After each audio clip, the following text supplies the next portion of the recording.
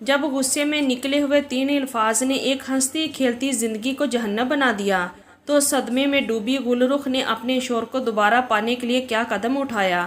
کیا حلالے کے نام پر کھیلا گیا یہ خطرناک کھیل ان کی زندگی بدل دے گا یا انہیں ایک نئی مصیبت میں دھکیل دے گا؟ سچائی کی تلاش میں سرحد پار کی گئی اس دل دہلا دینے والی کہانی کا سچ آپ کے ہوش اڑا دے گا۔ بسم اللہ الرحمن الرحیم۔ ہم لوگ افغانستان کے ساتھ ہی رہتے تھے، یعنی ہمارا گھر سرحد کے پاس تھا۔ جب میری شادی ہوئی تو میں اور بھی زیادہ سرحد کے قریب آ گئی تھی۔ میں اور میرے شوہر اکثر ایک دوسرے سے مذاق کرتے کہ ہماری محبت ان سرحدوں سے بھی آگے جائے گی۔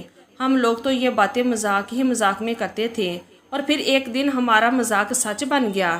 رات کے 12 بجے یہ وہ وقت ہوتا ہے جب میاں بیوی دن بھر کی باتیں ایک دوسرے سے کرتے ہیں۔ اس رات بھی ہم دونوں ایک دوسرے سے مختلف باتوں میں مگن تھے۔ تبھی میں نے اپنے شوہر کی ماں کے بارے میں ایک نازیبا بات کہہ دی۔ ایسا اس لیے ہوا تھا کہ میرے دن کے وقت ان سے اچھی خاصی بحث ہوئی تھی، اور انہوں نے میرے خاندان والوں پر بہت ہی عجیب و غریب اور گھٹیا باتیں کی تھیں۔ اب ظاہر ہے کہ میں اپنی ساس کو تو جواب نہیں دے سکتی تھی۔ ایک تو وہ مجھ سے عمر میں بڑی تھیں، دوسرا طاقتور بھی تھیں۔ اگر میں ان سے کچھ کہہ بھی دیتی تو خدا جانے وہ میرا کیا حشر کرتی۔ بس اسی وجہ سے میں چپ چاپ اپنی ساس کی بات تو سن لیتی، مگر اس کے بعد میں اپنے شوہر سے اپنی ساس کی شکایت ضرور کرتی تھی، کیونکہ مجھے اپنی ساس سے بے پناہ گلے شکوے تھے جو کہ میرے دل میں نہ جانے کب سے تھے۔ اور آج میرے شوہر کے سامنے جب میں نے یہ بات کی تو اس نے مجھ سے کہا کہ اگر تم نے ایک اور بار بھی میری ماں کا نام لیا تو میں تمہیں طلاق دے دوں گا۔ اس وقت ہماری شادی کو صرف 2 مہینے ہی ہوئے تھے۔ ہماری محبت کی شادی تھی۔ میں نے سوچا کہ میرا شوہر مجھے یہ بات کبھی نہیں کہہ سکتا، چاہے میں اس کی ماں کی جان ہی کیوں نہ لے لوں۔ وہ تو مجھ سے ہمیشہ محبت کرے گا، پر یہ عورت کی غلط فہمی ہوتی ہے۔ میرے شوہر نے وہ لفظ کہنا ہی تھا کہ اس نے مجھے اسی وقت طلاق دے دی، جیسے میں اس کی زندگی میں آج سے پہلے کہیں تھی ہی نہیں۔ میں پھٹی پھٹی آنکھوں سے اسے دیکھتی رہ گئی تھی کہ ایسا وہ کیسے کر سکتا ہے۔ وہ میرا شوہر تھا، اور اتنے عرصے کا یہ رشتہ صرف 3 الفاظ ادا کرنے سے کیسے ٹوٹ سکتا تھا؟ میں اپنے شوہر کو اچھے سے سمجھتی تھی، وہ مجھ سے بے پناہ محبت کرتا تھا، لیکن ظاہر ہے کہ مرد سب سے زیادہ محبت اپنی ماں سے ہی کرتا ہے، اور میں نے بہت بڑی غلطی کر کے اپنے شوہر کو ہمیشہ ہمیشہ کے لیے کھو دیا تھا۔ جب اس کے سر سے غصہ اترا تو وہ بھی پھٹی پھٹی آنکھوں سے مجھے دیکھنے لگا۔ میں نے بیڈ پر پڑی چادر اپنے سر پر اوڑھی۔ یہ کیا کر رہی ہو گل رخ؟ کیا کر رہی ہو؟ تمہیں نظر نہیں آتا اب تم میرے لیے غیر ہو گئے ہو؟ مجھے یہاں سے جانا ہوگا، تمہارا اور میرا کوئی رشتہ نہیں ہے۔ یہ سننا تھا کہ وہ میرے قدموں میں پڑ گیا۔ ایسے تو نہ کہو گل رخ، تم میری محبت اور بیوی ہو میری۔ میں نے جو کچھ کہا ہے اسے بھول جاؤ۔ بھول کیسے جاؤں سفیان؟ بھولنا تو مجھے اس رشتے سے ہوگا جو کہ اب ٹوٹ چکا ہے۔ تم میرے غیر محرم ہو، دوبارہ مجھے ہاتھ لگانے کی کوشش مت کرنا۔ یہ سننا تھا کہ سفیان اپنا ماتھا پیٹ کر رونے لگا۔ یہ میں نے کیا کر دیا گل رخ؟ تمہاری بیوقوفی نے سب کچھ برباد کر دیا۔ تم ابھی بھی مجھ سے میری بیوقوفی کہہ رہے ہو سفیان؟ اللہ تعالیٰ نے طلاق کا اختیار مرد کو دیا ہی اس لیے ہے کیونکہ اس کے جذبات پر اسے اچھے سے قابو ہوتا ہے، ورنہ یہ اختیار عورت کے پاس ہوتا تو دن میں 20 بار طلاق ہو جاتی۔ تمہیں یہ بات سمجھ کیوں نہیں آتی؟ اب مجھے چھوڑ دو، مجھے کہیں جا کر مر جانے دو۔ میں بھی رونے لگی اور سفیان بھی۔ ہم دونوں کی آنکھوں سے آنسو بہہ رہے تھے، کیونکہ اس معمولی نفرت کے پیچھے ہماری بے پناہ محبت تھی جو کئی سالوں پر محیط تھی۔ ہم دونوں ہی ایک دوسرے کو بے پناہ چاہتے تھے۔ ہماری چاہت نکاح کے رشتے سے پہلے کی تھی۔ اب میں اور سفیان اپنے اپنے لفاظ پر پچھتا رہے تھے، مگر کچھ ہو نہیں سکتا تھا، کیونکہ ایک بندھن جس نے بھی ہمیں ساتھ رہنے کی اجازت دی تھی وہ اب ٹوٹ چکا تھا۔ دیکھو گل رخ، تم کہیں مت جانا، تم اپنی عدت یہیں پوری کرنا۔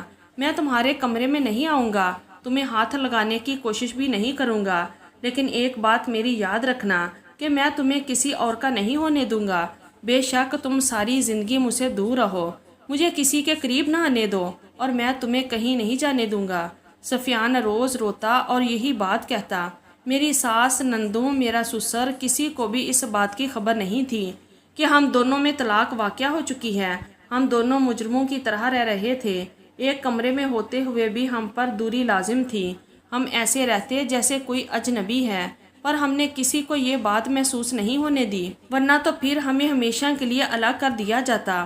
میرے باپ اور بھائی غیرت میں آ جاتے اور اہل محلہ کہتے کہ یہ سب گناہ ہے، اور تھا بھی ایسے ہی، لیکن ہم دونوں محبت سے مجبور تھے۔ دن رات نمازیں پڑھتے اور دعائیں کرتے کہ یا اللہ ہمیں اس مسئلے کا کوئی حل دے دے۔ ایک دن سفیان ٹوٹا ہوا گھر آیا، کہنے لگا گل رخ اس مسئلے کا کوئی حل نہیں ہے سوائے اس کے کہ تم کسی اور مرد سے نکاح کر لو اور پھر وہ تمہیں طلاق دے دے، لیکن اگر ہم نے شرط باندھ کر نکاح کیا تو وہ بھی غیر شرعی ہے، شریعت میں اس چیز کی اجازت نہیں ہے۔ اب کچھ ایسا ہو کہ وہ آدمی تم سے نکاح کرے پھر خود ہی تمہیں طلاق دے دے، ہم پہلے سے اس کو یہ نہ بتائیں کہ یہ نکاح ہم حلالے کے لیے کر رہے ہیں، بس وہ تمہیں خود طلاق دے دے تو اس کی مرضی، ورنہ پھر تم اس کی ہو جاؤ گی۔ سفیان یہ کہہ کر رونے لگا۔ میں نے کہا تم ایسے مت سوچو، میں ہمیشہ تمہاری ہی ہوں اور یہ حلالہ ولالہ میں اس کے سخت خلاف ہوں، مجھے تو اس سب میں پڑنا ہی نہیں ہے، ساری زندگی بلے سے یوں ہی گزر جائے، لیکن میں کبھی بھی کسی اور کے ساتھ نہیں جاؤں گی۔ میری بات سن کر سفیان کی آنکھوں سے مزید آنسو بہنے لگے۔ گل رخ میں سب جانتا ہوں، لیکن تمہیں بھی میرے مزاج کا نہیں پتا، میں تمہیں پانے کے لیے کچھ بھی کر سکتا ہوں، اور پھر کچھ عرصے میں ہمارے بچے نہ ہوئے تو اماں ویسے ہی میرے پیچھے پڑ جائے گی کہ دوسری شادی کرو۔ تم جانتی ہو کہ میں یہ سب کچھ بالکل بھی قبول نہیں کر سکتا، اس لیے ہمیں کہیں دور جانا ہوگا، کسی ایسی جگہ پر جہاں ہمیں کوئی جانتا ہی نہ ہو۔ تمہیں پتہ ہے نا کہ گاؤں میں اگر میں نے تمہارا نکاح کسی سے کروا بھی دیا تو پورے گاؤں میں طوفان آ جائے گا، سب لوگ یہی کہیں گے نا کہ سفیان بغیرت ہو گیا ہے، اس نے اپنی بیوی کو طلاق دے دی، اور پھر وہ آدمی وہ کیوں تمہیں طلاق دے گا؟ تم اتنی حسین ہو، خوبصورت ہو، تمہیں تو کوئی بھی مرد نہیں چھوڑ سکتا، بس مجھ پر ہی شیطان سوار ہو گیا تھا جو میں نے تمہیں طلاق کے یہ سخت الفاظ کہہ دیے۔ اللہ تعالیٰ مجھے ایک اور موقع دے دے، میں تمہیں شہزادی بنا کر رکھوں گا۔ میرا شوہر بہت جذباتی ہو رہا تھا، میں نے اس وقت صرف خاموشی اختیار کیے رکھی کیونکہ میں اس کے جذبات کو ہوا نہیں دینا چاہتی تھی۔ صبح ہوئی تو میں بھی اس بات پر سوچ بچار کر کے ایک نتیجے پر پہنچ چکی تھی کہ ہاں ہمیں یہاں سے کہیں دور ہی جانا پڑے گا، کیونکہ گاؤں میں طلاق، شادی شدہ حلالہ، یہ سب بہت ہی زیادہ نازک مسئلہ تھا۔ کوئی بھی اگر ہمارے اس منصوبے کے بارے میں جان جاتا تو ہم پر تھوکتا، کیونکہ پختونوں کے علاقے میں یہ بات بہت ہی زیادہ معیوب سمجھی جاتی ہے کہ کوئی مرد ایک عورت کو طلاق دے دے اور پھر اس کا نکاح کسی اور سے کروائے۔ یہ بات تو کوئی مرد اپنے تصور میں بھی نہیں لا سکتا، لیکن جب ایک بار ہم سے غلطی ہو جاتی ہے تو پھر اس کا ازالہ تو کرنا ہی پڑتا ہے۔ سفیان نے مجھ سے کہا کہ اگر ہم سرحد پار کر کے افغانستان چلے جائیں تو وہاں جا کر ہمارے لیے اتنی مشکل نہیں ہوگی، دیکھو وہاں ہمیں کوئی جانتا بھی نہیں ہوگا، اگر تم جا کر کسی مرد سے نکاح کر لو گی تو کون سا وہ تمہیں قید کر کے رکھ لے گا؟ وہ لوگ بھی ہماری ہی طرح سخت ہیں، اور وہ عورتوں کی خوبصورتی کے تو بھوکے نہیں، تم بھی جانتی ہو وہاں پر ایک سے بڑھ کر ایک خوبصورت عورت ہے، اگر کوئی تم سے شادی کر لیتا ہے نا تو وہ تمہیں طلاق بھی دے سکتا ہے۔ ہم کسی ایسی گرم مزاج آدمی سے تمہاری شادی کریں گے جو تمہیں تھوڑے دن بعد خود ہی طلاق دے دے گا۔ یہ سن کر میں رونے لگی، مجھے گوارا نہیں کہ میں کسی اور کی دلہن بنوں، مجھے مر جانے دو۔ بس میرا دل اس خیال سے ہی پھٹ رہا تھا کہ سفیان کے علاوہ میں کسی اور کے ساتھ وقت بتاؤں گی، لیکن کیونکہ مجھے اس کے ساتھ رہنا تھا، دوبارہ سے ہمیں اپنی محبت کی زندگی کو شروع کرنا تھا، تو یہ سب پھر ناگزیر تھا۔ سرحد پر سفیان کا ایک دوست تھا، سفیان نے اسے ساری تفصیلات تو نہیں بتائی، بس یہی کہا کہ میں اپنی اماں اور بہنوں سے تنگ ہوں، کچھ عرصے کے لیے اپنی بیوی کو لے کر اس سرحد سے پار جانا چاہتا ہوں تاکہ ان لوگوں کو بھی میری قدر آئے۔ سفیان نے بات اس طریقے سے کی تھی کہ وہ شخص بھی مان گیا، کیونکہ مرد ہمیشہ ایک دوسرے کی مجبوری کو سمجھ جاتے ہیں، تو سفیان کے دوست نے اس کی بات مان لی اور اسے وعدہ کیا کہ ہاں میں تمہیں یہ سرحد پار کروا دوں گا، لیکن اگر تم پکڑے گئے یا مارے گئے تو اس کی ذمہ داری تمہاری ہوگی۔ میں اور سفیان ایک دوسرے کی خاطر مرنے کو بھی تیار تھے۔ ایک اندھیری رات ہم دونوں نے وہ سرحد پار کر لی جس کے بارے میں ہم کبھی مذاق کیا کرتے تھے۔ ہم دونوں بہت ڈرے سہمے ہوئے تھے کیونکہ ہمیں اس علاقے کی کوئی سمجھ نہیں تھی، مگر حیرت کی بات تو یہ تھی کہ ہمیں اس علاقے کے بولنے والوں کی زبان سمجھ آتی تھی اور ہم ان سے ملتے جلتے ہی تھے۔ ان کی ثقافت، کپڑے، کھانا پینا، اٹھنا بیٹھنا، سب کچھ ہم جیسا ہی تھا۔ سرحد پار اس چھوٹے پسماندہ گاؤں کو سفیان پہلے سے جانتا تھا۔ اس نے اپنے دوست سے معلومات حاصل کر رکھی تھی۔ میں نے سفیان سے کہا کہ ہمارے پاس تو یہاں سے جانے کا راستہ ہوگا یا نہیں، اس بات کی گارنٹی نہیں ہے۔ کاش کہ ہم اپنے ہی ملک کے کسی دوسرے حصے میں چلے جاتے تو ہمیں اتنا ڈر کر نہ رہنا پڑتا۔ سفیان نے کہا کہ اگر ہماری موت لکھی ہے تو وہ یہیں ہو کر ہی رہے گی، تمہیں ڈرنا نہیں چاہیے۔ ہم لوگ چلتے چلتے ایک مسجد کے پاس رک گئے تھے کیونکہ کافی تھکاوٹ ہو رہی تھی اور پاس کھانے پینے کو بھی کچھ نہیں تھا۔ وہاں رکتے ہی سفیان نے میری طرف دیکھا اور بولا، کیوں نہ ہم یہاں کسی مولوی سے اس مسئلے پر بات کریں، کیا پتہ یہاں کے علماء کی مختلف رائے ہو اور ہمارے لیے کوئی آسانی ہو جائے۔ ہاں چلو ٹھیک ہے، ہم ایسا ہی کرتے ہیں۔ ہم دونوں اس مسجد میں چلے گئے۔ میں نے اپنے چہرے کو اچھے سے ڈھانپ لیا۔ سفیان نے امام صاحب سے مصافحہ کرنے کے بعد انہیں بتایا کہ یہ میری سابقہ بیوی ہے۔ اس آدمی نے چونک کر مجھے دیکھا جیسے کہ یہ کوئی بہت بڑا جرم ہو۔ تو تم اسے اپنے ساتھ کیوں گھوم رہے ہو؟ کیا اس کی شادی کہیں اور کرنا چاہتے ہو؟ یتیم ہے یہ، اس نے میری طرف دیکھ کر کہا تھا۔ یتیم نہیں ہے، میں چاہتا ہوں کہ دوبارہ اسے نکاح کر لوں۔ کیا اس کی کوئی صورت ہے؟ یہ سن کر امام کو تو جیسے سانپ سونگھ گیا۔ تم جانتے ہو کہ یہاں پر حلالے کا مطلب کیا ہے؟ وہی ہے جو باقی اسلامی ملکوں میں ہے۔ تم یہاں کیا ڈھونڈنے آئے ہو؟ تمہیں کیا لگا تمہارے ملک کا خدا اور افغانستان کا خدا کوئی اور ہے؟ قاعدے قوانین اور ہیں؟ یہاں بھی سب کچھ بالکل ویسا ہی ہے۔ تمہیں اسی قرب سے گزرنا پڑے گا جسے بچ کر تم شاید یہاں آئے ہو۔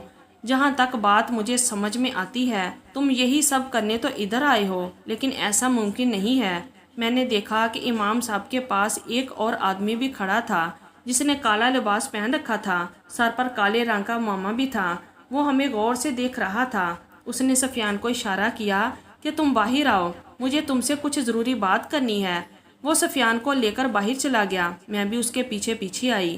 وہ آدمی بہت خوش اخلاق تھا۔ سفیان سے کہنے لگا کہ تمہیں فکر کی ضرورت نہیں ہے، اگر تم یہاں رہنا چاہتے ہو تو میں تمہاری رہائش کا بندوبست بھی کر لیتا ہوں، کیونکہ بنا رہائش کے تم ادھر ادھر کب تک پھرتے رہو گے، اور کیونکہ تم یہاں پر ہمارے مہمان ہو تو میں تمہارے اس مسئلے کا حل بھی تمہیں ایسا بتاؤں گا جو تم نے آج سے پہلے کبھی نہیں سن رکھا ہوگا۔ میں اور سفیان تھوڑا سا خوش ضرور ہوئے تھے کیونکہ اس آدمی نے ہمیں ایک امید ضرور دلائی تھی جو آج سے پہلے ہمیں کبھی نہیں ملی تھی۔ ہم لوگ اس کے اس چھوٹے سے دبے ہوئے کمرے میں جا کر اپنا سامان رکھ کر بیٹھ گئے۔ اس آدمی نے کہا کہ وہ کل آئے گا اور ہمیں ایک ایسی بات بتائے گا جو ہم نے آج سے پہلے حلالے کے حوالے سے نہیں سن رکھی ہوگی۔ میں اور سفیان دونوں ہی بہت زیادہ خوش ہو گئے تھے کیونکہ جس مشکل میں ہم تھے ہمیں ذرا سی امید بھی بہت بڑی لگ رہی تھی۔ ہم لوگ دونوں رات بھر اسی کا انتظار کرتے رہے تھے۔ اس شخص نے اپنا نام بھی نہیں بتایا تھا۔ ہمیں یا شاہد سفیان کو یاد نہیں رہا تھا، بس ہمیں اس کی کہی ہوئی وہ بات یاد تھی کہ وہ ایک ایسا راستہ جانتا ہے جسے ہم دونوں پھر سے ایک ہو سکتے ہیں اور اس کے لیے ہم دونوں کو کسی قسم کی پریشانی بھی اٹھانی نہیں پڑے گی۔ صبح سویرے وہ آدمی آ گیا۔ اس نے گھر کے دروازے پر دستک دی جہاں ہمارے جاننے والا اور کوئی نہیں تھا۔ ہمیں معلوم تھا کہ یہ امام صاحب کا دوست ہوگا جو ہمیں خوشخبری دینے آیا ہے۔ ہم نے دروازہ کھولا تو فوراً ہی گھر کے اندر داخل ہو گیا۔ دیکھو مجھے یہاں بہت سارے لوگ جانتے ہیں، اگر میں اجنبیوں سے ملوں گا تو انہیں مجھ پر شک ہو جائے گا، اسی وجہ سے میں سیدھا کمرے کے اندر آ گیا۔ آپ لوگ خفا نہیں ہونا مجھ سے، اس نے وضاحت پیش کی اور ساتھ ہی اس نے اپنی جیب سے ایک تھیلی نکالی جس میں سبز رنگ کا کپڑا تھا۔ یہ کیا ہے؟ میں نے اور سفیان نے یک زباں ہو کر پوچھا تھا۔ دیکھو تمہیں شاید اس کی سمجھ نہ آئے مگر میں تمہیں ایک ایسے متبرک مقام پر لے کر جا سکتا ہوں جہاں پر جا کر حلالہ وغیرہ کی ضرورت نہیں پڑتی۔ وہاں ہم سبھی لوگ جاتے ہیں۔ ابتدا میں واقعی یہ جگہ بہت کم لوگوں کے علم میں ہے، لیکن میں تمہیں وہاں لے کر جاؤں گا۔ وہاں تم جاؤ گے تو سب گناہوں سے پاک ہو جاؤ گے۔ وہاں جا کر ایک غسل بھی کرنا ہوگا، ایک خاص غسل جسے گناہوں سے نجات کے لیے استعمال کیا جاتا ہے۔ گناہ ہو یا کسی بھی طرح کی کوئی بھی ناپاکی، جیسے کہ تم وہاں پر غسل کرو گے اور اس پتھر کا استعمال کرو گے تو تم دیکھ لینا تم سب گناہوں سے پاک ہو جاؤ گے۔ تم ناپاکی سے پاکی کی طرف آؤ گے اور گناہوں سے نیکی کی طرف۔ مگر اس کی شرعی حیثیت کیا ہے؟ میں نے بڑی پریشانی کے ساتھ اس آدمی سے پوچھا تو کہنے لگا، دیکھیے جی، یہ لوگوں کا ایمان ہے کہ وہاں پر غسل کرنے سے ان کے سارے گناہ معاف ہو جاتے ہیں، اور آپ کر کے دیکھ لیجئے۔ آپ کو اگر ایسا محسوس نہ ہوا تو بلا شک آپ یہ کام مت کیجئے، لیکن وہاں لوگ لاکھوں جاتے ہیں۔ بہت سارے تو ایسے ہیں جو اپنے بہت بڑے بڑے گناہوں کی معافی کرواتے ہیں۔ وہاں جا کر اس آدمی کی باتیں سن کر مجھے اور سفیان دونوں کو بہت مایوسی ہوئی تھی۔ وہ تو مجھے کوئی پاگل ہی لگتا تھا، ایسا لگتا تھا کہ وہ کسی خیالی افسانوی دنیا میں رہتا ہے۔ ہم دونوں نے اسے مزید بات کرنا مناسب نہیں سمجھی۔ چلیے ٹھیک ہے، ہم آپ کو بتا دیں گے، فی الحال ہم اس سب پر یقین نہیں کرنا چاہتے۔ ہمارا یہ بات کہنا تھا کہ وہ آدمی غصے سے بھڑک اٹھا۔ تو تمہیں کیا لگتا ہے میں جھوٹ بول رہا ہوں؟ اگر مجھ پر یقین ہی نہیں کرتے تو میرے گھر کیوں رکے ہو؟ جاؤ یہاں سے، نکل جاؤ۔ میں تو تمہیں ابدا لے جانے کے لیے آیا تھا، پر تم تو بڑے ہی بے ایمان قسم کے لوگ ہو۔ تمہیں یقین نہیں آ رہا کہ میں جو کہہ رہا ہوں وہ سچ ہے۔ آخر اگر تم اس بات کو مانتے نہیں بھی ہو تو بھی کم سے کم تمہیں ایک بار وہاں چلنا تو ضرور چاہیے نا، وہ آدمی ہم سے کہتا گیا، اور ہم دونوں نا سمجھی میں اسے دیکھ رہے تھے کہ اب کیا کریں۔ وہ جو باتیں کر رہا تھا وہ نہ صرف ناقابل یقین تھی بلکہ شرعی طور پر ناجائز بھی تھی۔ ہم اس کی بات بالکل نہیں مان سکتے تھے۔ غصے میں آ کر اس نے ہمیں گھر سے نکل جانے کو کہا۔ اب تو یہ صبح صبح کا وقت تھا۔ ہم نے شکر کیا کہ اس نے ہمیں رات کو نہیں نکالا۔ صبح فجر کی اذان ہوئی تھی اور تھوڑی تھوڑی روشنی بھی پھوٹ رہی تھی۔ مجھے وہاں سے نکل کر احساس ہوا کہ بے گھر ہونا کتنی بڑی مصیبت ہے، لیکن پھر مجھے سفیان نے ایک ترکیب بتائی جس پر میں نے عمل کیا۔ سفیان نے مجھ سے کہا کہ وہ یہیں کا چکر لگاتا رہے گا، مجھ سے ملتا رہے گا۔ میں اگر یہ کر لوں گی تو ہمارا ملنا آسان ہو جائے گا اور اس کے بعد وہ مجھے واپس پاکستان لے جائے گا۔ میں نے اس کی ترکیب سمجھ لی تھی۔ یہ خیال بہت اچھا تھا مگر ساتھ ہی ساتھ اتنا ہی خطرناک بھی تھا۔ میں نے سفیان کے کہنے پر عمل کیا۔ مسجد میں چادر اوڑھ کر یوں بیٹھ گئی جیسے میں رات سے یہیں تھی۔ تھوڑی دیر کے بعد جب نمازی آنا شروع ہوئے تو ایک آدمی نے مجھے بھی دیکھ لیا۔ شاید نمازی نماز پڑھ کر جا چکے تھے۔ اس نے جو ہی مجھے مسجد کے فرش پر پڑے دیکھا تو کہنے لگا، کیا بات ہے لڑکی، تم کون ہو اور یہاں کیوں لیٹی ہوئی ہو؟ کیا تمہیں نہیں معلوم کہ مسجد کے فرش پر ایسے نہیں لیٹتے؟ میں نے اٹھتے ہی اس کے آگے ہاتھ جوڑ دیے۔ آپ کوئی نیک آدمی لگتے ہیں۔ دیکھیے میرا کوئی گھر نہیں ہے، اگر مجھے گھر میں پناہ دے دیں گے تو ہمیشہ آپ کے شکر گزار رہوں گی۔ میری بات سن کر وہ میرے چہرے کو دیکھنے لگا۔ شاید میری خوبصورتی نے اسے گھائل کر دیا تھا۔ میں نے اس کے پاؤں چھوئے تو وہ جیسے کرنٹ کھا کر پیچھے ہٹ گیا۔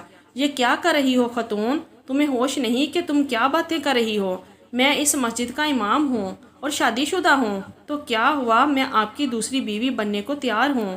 ویسے تو سب لوگ نکاح کے بہت ترغیب دیتے ہیں، لیکن مجھ سے تو کوئی بات نہیں کرتا، نہ ہی مجھ سے کوئی شادی کرنا چاہتا ہے، صرف اس لیے کہ میرے شوہر نے مجھے طلاق دے کر گھر سے نکال دیا۔ میرا کوئی سہارا نہیں، ماں باپ بھی نہیں ہے۔ آپ اگر مجھ سے شادی نہیں کریں گے تو شاید میں یوں ہی ذلیل ہوتی رہوں گی۔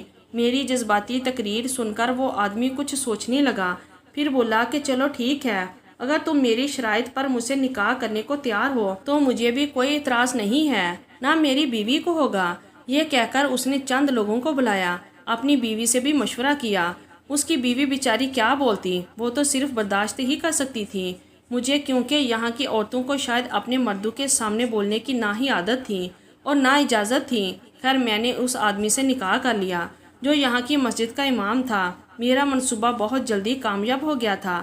اتنی جلدی اس منصوبے کی کامیابی کے بارے میں تو میں نے سوچا بھی نہیں تھا، مگر ایسا ہو چکا تھا اور اب میں بہت زیادہ خوش تھی۔ میں سوچ رہی تھی کہ بس کچھ ہی دنوں کی بات ہے، یہ آدمی مجھے چھوڑ دے گا، مگر ایسا تو بالکل بھی نہیں ہوا۔ اس نے مجھ سے کہا کہ وہ مجھے قرآن پاک کی تعلیم دے گا اور جب تک میں حافظہ نہیں بن جاتی تب تک وہ لوگوں کو میرے نکاح کے بارے میں نہیں بتائے گا۔ چند ہی قریبی دوستوں کو پتہ ہے، ولیمے کی دعوت بھی وہ بعد میں ہی کرے گا۔ میں حیران تھی کہ وہ اپنے دین ایمان کا بہت پکا تھا۔ میں نے سوچا کہ اب میں اسے سچ بتاؤں گی تب ہی وہ مجھے طلاق دے گا، ورنہ تو اس کے ارادے ایسے پختہ تھے جیسے وہ مجھ سے پہلی شادی کر کے مجھے اپنے گھر لایا ہو۔ پھر ایک دن اس بات کی نوبت خود ہی آ گئی۔ ایک دن امام صاحب اپنی چھوٹی بیٹی کو موسیقی کے بارے میں بہت بڑی بڑی باتیں بتا رہے تھے۔ وہ اسے کہتے کہ موسیقی سننے والا کافر ہو جاتا ہے۔ اس دن تو میں نے اپنے شوہر سے مل کر اس سے کہہ دیا کہ مجھے کہیں سے ریڈیو لا کر دے دو، میں ریڈیو سنوں گی اور مولانا صاحب کو تیش دلاؤں گی۔ میں یہ بات اپنے شوہر کو بتا کر واپس آ گئی۔ شام تک اس نے ایک چھوٹا ریڈیو مسجد کے ہاتھے میں رکھ دیا، جسے میں نے اٹھا کر دیکھا تو وہ اچھی طرح چل رہا تھا۔ سفیان کو بھی پتہ چل گیا کہ میں اب کیا کرنے جا رہی ہوں۔ وہ مسجد کے آس پاس ہی رہ رہا تھا اور پھر شام کو وہی ہوا جو میں نے سوچا تھا۔ میں نے ریڈیو کو اونچی آواز میں چلانا شروع کیا۔ اس میں سے موسیقی کی آوازیں آنے لگیں تو مولانا صاحب کرانٹ کھا کر اٹھ بیٹھے تھے، جیسے انہیں بہت برا لگا ہو۔ یہ خرافات کہاں سے لائی ہو تم؟ جہاں سے بھی لائی ہو اس میں روح کی غذا ہے۔ استغفر اللہ، روح کی غذا صرف اللہ کا کلام ہے۔ مولا نے یہ کہہ کر ریڈیو مجھ سے چپٹا تو میں نے بلند آواز میں کہہ دیا، میں تمہیں چھوڑ سکتی ہوں لیکن موسیقی کو نہیں، یہ میرا پرانا شوق ہے۔ یہ سننا تھا کہ امام کی آنکھوں میں جیسے انگارے سے بھڑک اٹھے۔ تو نے مجھ سے بدتمیزی کی، آئندہ کسی عورت نے مجھ سے یوں اس لہجے میں بات نہیں کی تو کیا کر لو گے تم میرا؟ میں بیوی ہوں تمہاری، چھوڑ تو نہیں سکتے ہو نا مجھے؟ میں اتنی خوبصورت ہوں کہ کسی میں ہمت نہیں مجھے چھوڑ سکے، تم بھی آزما کر دیکھ لو۔ میرے غرور کو توڑنے کی خاطر اس نے ادھر ہی وہ 3 الفاظ کہے تو میرے چہرے پر مسکراہٹ آ گئی۔ میں نے سوچا بھی نہیں تھا کہ یہ اتنا آسان ہوگا۔ پھر میں نے اپنی مسکراہٹ کو فوراً ہی دبا لیا کہ کہیں امام کے غصے کو دعوت نہ دے دوں۔ میں نے چہرے پر مظلومیت کی ایک نقاب اوڑھ لی اور وہاں سے اپنا مختصر سامان اٹھا کر باہر آ گئی، جہاں سفیان میرا انتظار کر رہا تھا، کیونکہ آج جو میں نے سوچا تھا وہ مکمل ہو چکا تھا اور اب ہم دونوں کو ایک ساتھ رہنے سے کوئی نہیں روک سکتا تھا۔ تو ناظرین، یہ تھی ہماری آج کی کہانی۔ کمنٹ باکس میں اپنی رائے کا اظہار ضرور کیجیے۔ مزید کہانیوں کے لیے ہمارے چینل کو ضرور سبسکرائب کر دیں اور ویڈیو کو لائک اور شیئر کریں۔ اپنا بہت سارا خیال رکھیے گا۔ شکریہ۔ اللہ حافظ۔